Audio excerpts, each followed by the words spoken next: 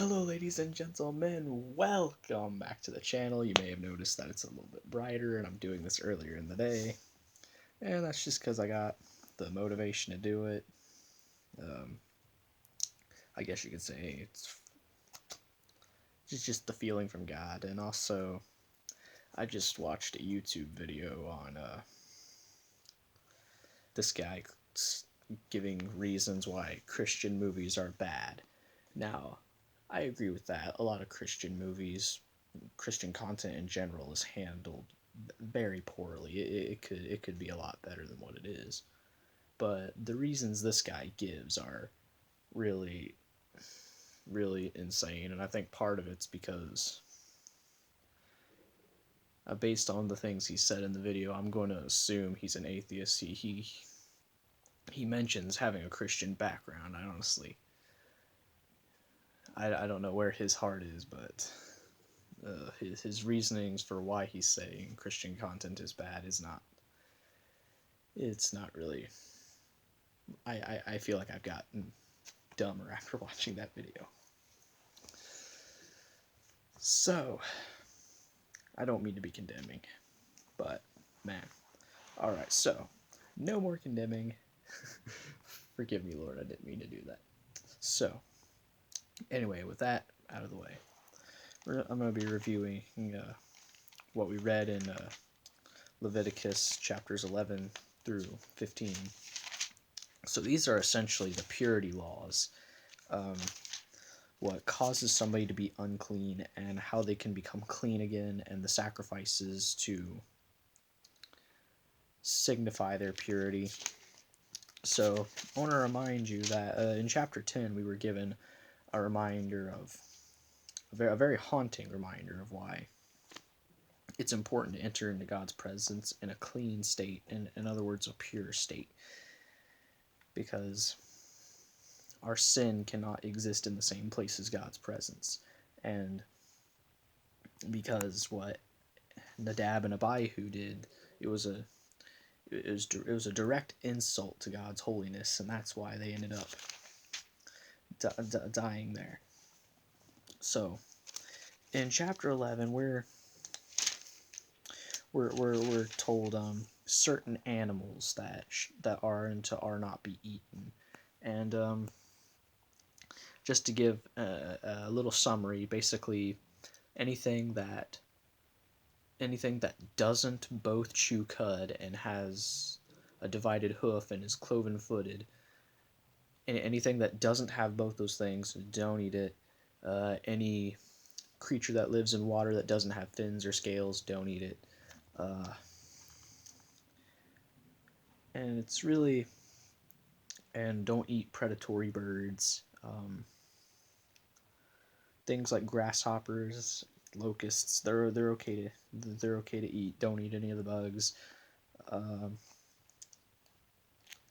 Let's see. Don't touch the dead bodies of these animals. Don't touch dead bodies. So when someone was unclean, or made unclean rather, and a bunch of other ways somebody could be made unclean were a woman's unclean for so many days after childbirth. Let me see in here. For 2 weeks after bearing a maid child, which is a girl, and then after the separation in the blood of her purifying 66 days, which I believe is 66. I'll have to look that up. And if she bears a male child, she's unclean 7 days. According to the days of separation for her infirmity, she shall be unclean, and in the 8th day the flesh of his foreskin shall be circumcised. I am not even going to say what the flesh of foreskin is for fear of YouTube shutting me down.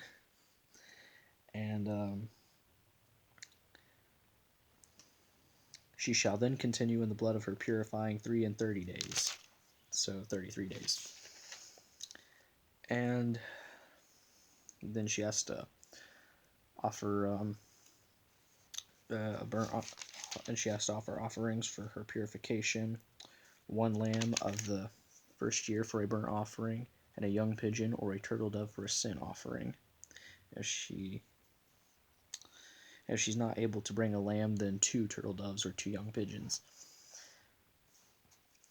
In chapter 13, we're introduced to basically the laws of leprosy, that anyone who contracts leprosy is to be so there's these series of tests where they're shut away so many days, and then the priest checks on them, and if certain conditions are met, they're clean because it's not leprosy, it's something else, or they're shut in again because they're not sure, or it is leprosy. And then in 14, it shows the law of how lepers can be cleaned, and while I will not be reading through all of that again, I got a video and I got a playlist going. I'm going to try to put a link in the description of this video, no promises. And in chapter 15, we're told that contact with body fluids is a no-no as well. It also causes someone to be unclean. So, that's the general idea of what we read. Now, what all this means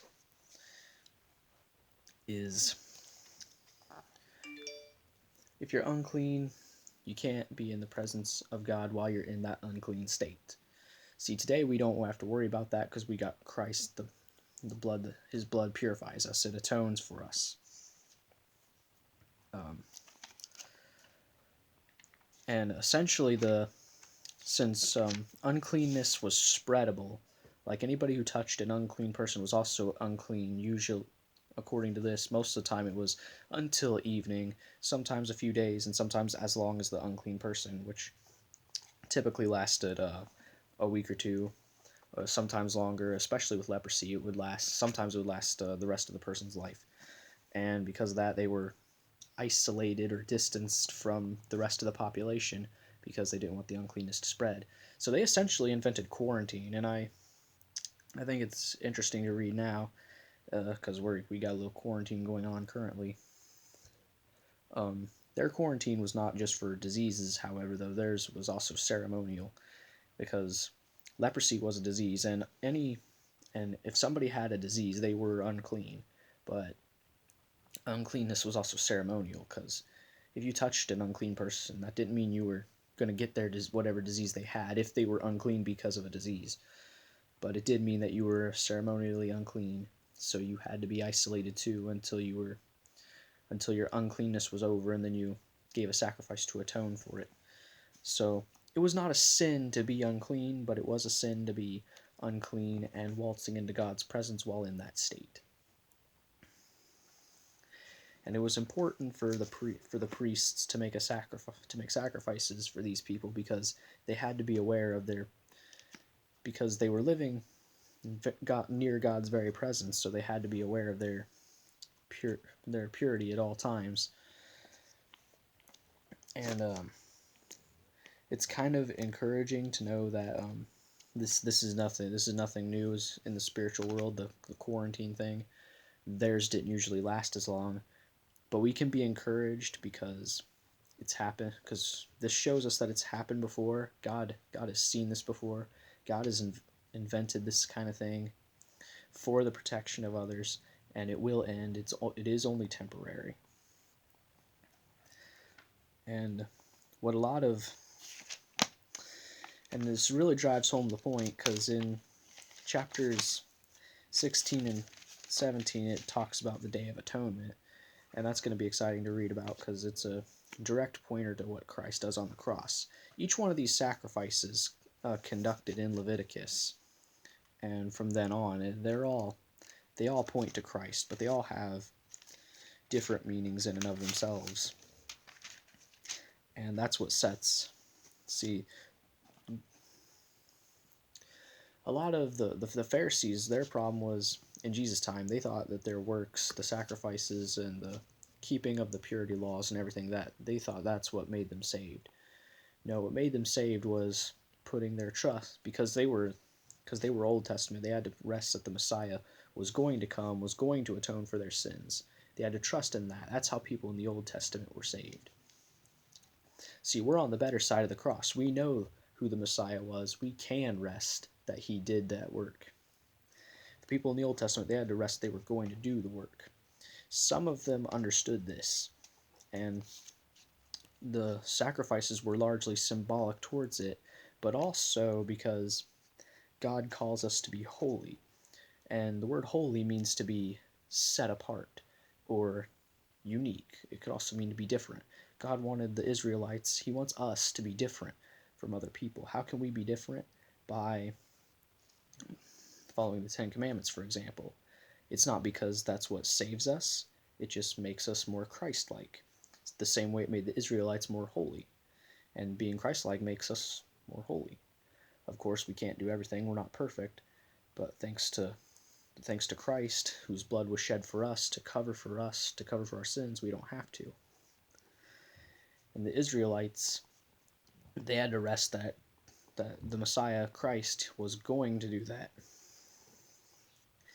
And the sacrifices, see, the animal sacrifices of the Israelites, animal sacrifice was a common practice back then among all theologies, but what sets the God of the Bible apart is the animal sacrifices that were made to him, they all had meaning of their own, and they all pointed to Christ. They all had at least that one common meaning.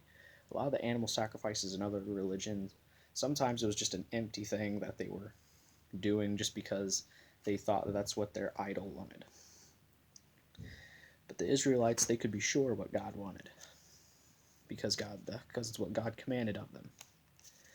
But this isn't what was intended to make them saved. What made them saved was putting their trust in the Messiah, Christ, that he was going to come and atone for their sins. The same way we on the other side of the cross, we trust that he did do it, and that he's continuously,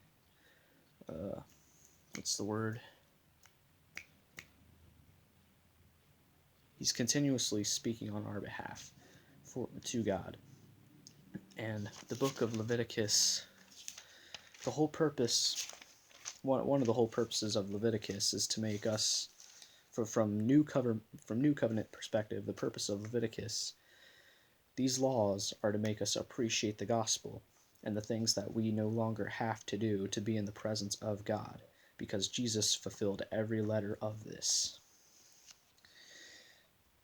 These purity laws, all these purity laws in chapters 11 through 15, Christ fulfilled them. And his fulfillment is ours if we put our trust in him. Anyways, guys, I hope this made sense. I'm sorry my studies are all over the place, but I hope this video helps you. I hope it blesses you. And watch it again if you need to. I'm going to look into what I said I was going to look into. Okay, so yeah, 66 does mean 66, and 30 and 3 does mean 33. Okay, glad I could get that cleared up.